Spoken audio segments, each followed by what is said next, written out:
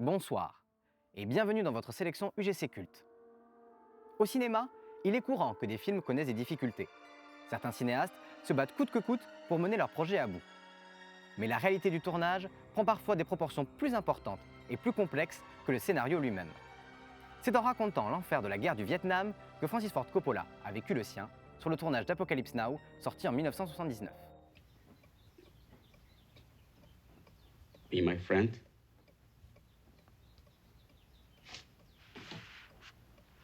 Godfather.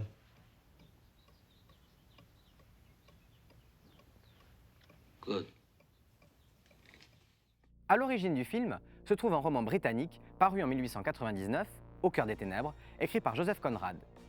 Il évoque l'histoire d'un officier de marine parti à la recherche d'un directeur de comptoir colonial au cœur de l'Afrique subsaharienne.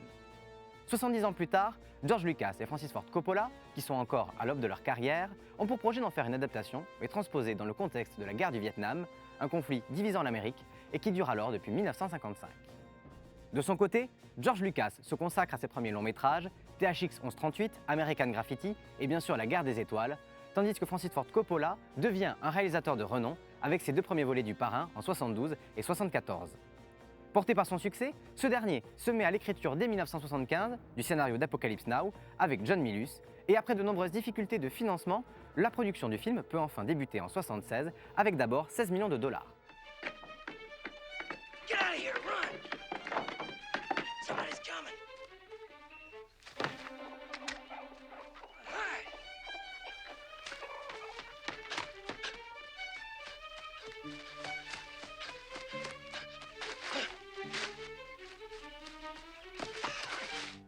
Le tournage d'Apocalypse Now débute en mars 1976 et entre les remplacements d'acteurs, les décors détruits, les dépassements de budget et les caprices de stars, Francis Ford Coppola et son équipe vivent des moments véritablement éprouvants. Et c'est 427 jours plus tard, en mai 1977, que le tournage est enfin achevé avec un budget ayant dépassé les 31 millions de dollars.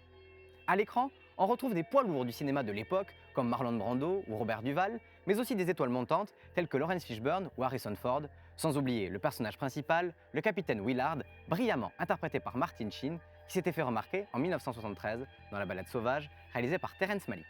Apocalypse Now est présenté au Festival de Cannes, puis sort enfin au cinéma en 1979. La critique est dithyrambique et le succès commercial du film permet à son réalisateur de se refaire une santé.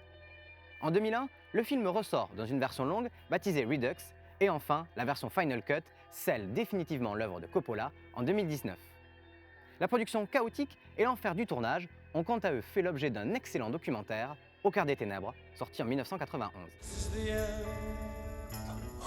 My only friend, the end.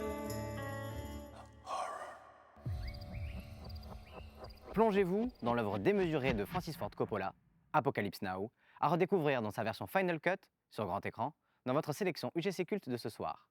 Bonne séance!